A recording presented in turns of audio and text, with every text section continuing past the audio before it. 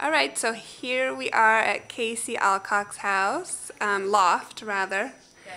And Casey works in display, so everything is meticulously merchandised, including her closet, which is what brings us here today. And particularly this amazing room divider / boot hanger, which we're just going to see the back end of this now. And we'll come around. How many pairs of shoes do you have, anyway? Oh, well, luckily I just cleaned a bunch out, but too many. I have a bit of an eBay problem. Oh, okay. Okay, maybe a lot of an eBay problem. Dangerous. Well, it happens. Yeah. So explain to me what's going on here. Well, we move a lot, so we have all this stuff that we move around, and obviously there's no walls in our house now. So, kind of when we moved here, there was no walls and no storage, and just kind of took a bunch of stuff that we had used in the past and made a closet out of it because I had nowhere else to put it. Starting with the window panes. Gotcha. Which we bought for, we actually bought here in Seattle and shipped to Brooklyn for a house in Brooklyn that we used for a screen. I think I got that from like a John Cusack movie or something. Okay. Sure. Oh yeah, High Fidelity, they have that, huh? Yeah. That's what happened.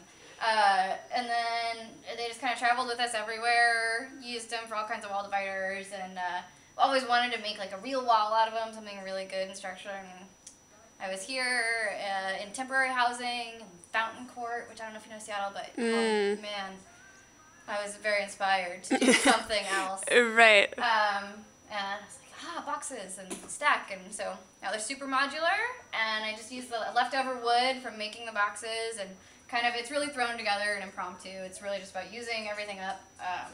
Made shelves, that's why some of them are a little bit shorter. It's just kind of scraps. You just sort of, and so even with the wood, you just sort of used what you had and built boxes, because they're not, traditionally you would think of, you know, creating a wall, they would hang from the ceiling or something, but you just kind of, you're just sort of stacking. Yeah, I was trying not to mess up the actual structure of the building, because I didn't want to be paying any fines when I moved out of here. Gotcha. So everything is kind of salvaged. The boots are all hung from curtain rods. I had tons of these tension rods from apartments past. Right. And these are actually curtain O-ring thingies right. You'd hang your curtains from. And it's interesting because you wouldn't think that would support a pair of boots, but it does. Yeah. And it's funny, I've helped other people organize their closets before in the past, and we've done similar things where they maybe had a lot of these or something, and you can put one boot for each or whatever, and they're all different. These are some really crappy gold, I don't know, tension something. Right. I would like to someday like actually make it nice and do pipe and flange or something, but it's really just about what we have. I mean, this is just some scrap and some old hardware I had, and but it looks really a prop from an old photo shoot I did. This is just a base hat to hold the other ones on. I don't know. And is this really how you keep your t-shirts right here? Yeah, these are actually, this is my undershirt section. Everything's like builds, so yeah, and you can ask my boyfriend. I really am a little bit psycho about how I keep everything. I go through about once, usually Sunday nights, I try to redo my closet every Sunday night just to make sure I'm good to go for the week and I know where everything is. I get up really early. This is important when you're dressing in the dark. Right. So, yeah, it's all kind of there. Okay. And then, so then we move on to the giant wall of closet. Yeah. Oh, sorry. My cat's IV's over there. Don't get creeped out. Oh, right. We forgot to take that down. That's okay. This also was bought for the apartment in Brooklyn. These are Alpha shelving from the Container Store. Okay. And what's great about them is they're all hung from the top rack only. You don't have walls going, or holes going all the way down your key stripping. Gotcha. So you just have a couple of holes in the top. And it comes out really easy. But we had these custom cut for our kitchen in Brooklyn. And I've just added on to them. Used them in a kitchen in Santa Monica. Used them in a closet in LA.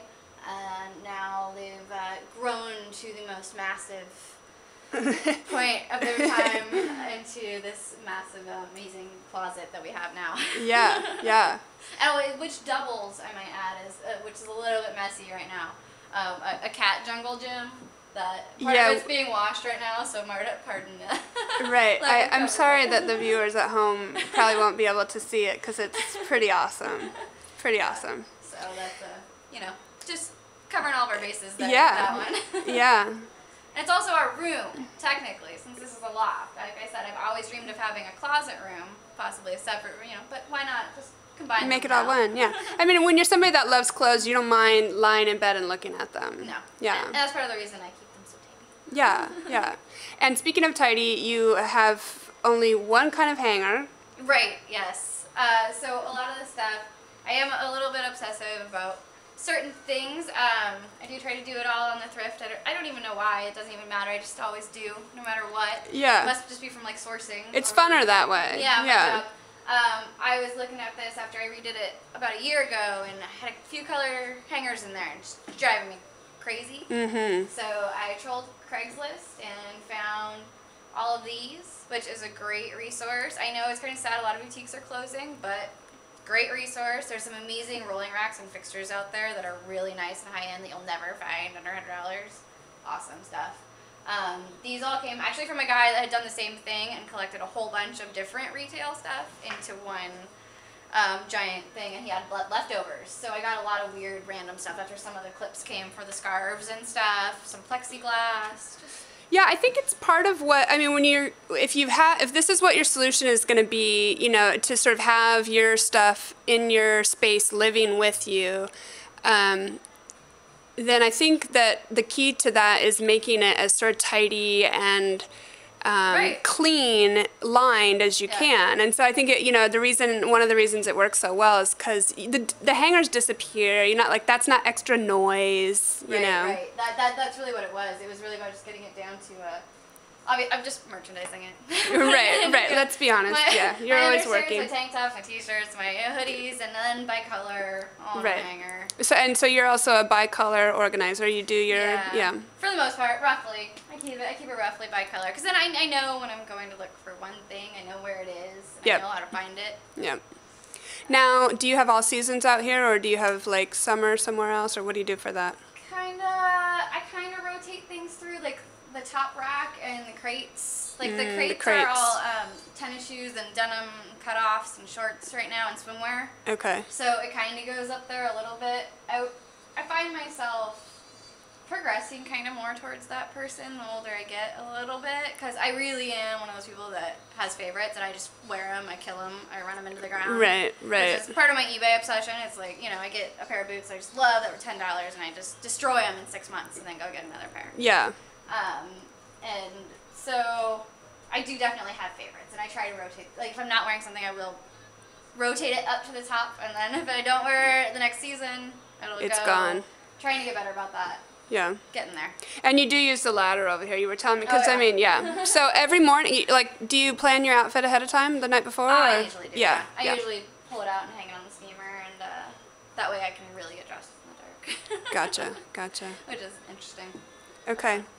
Well, it's an amazing place, and you're an organizational mastermind, and I appreciate you letting us take a peek. Well, I'm gonna give another view of the backside because I think it looks so great. Cool. Thanks, Casey. Thank you.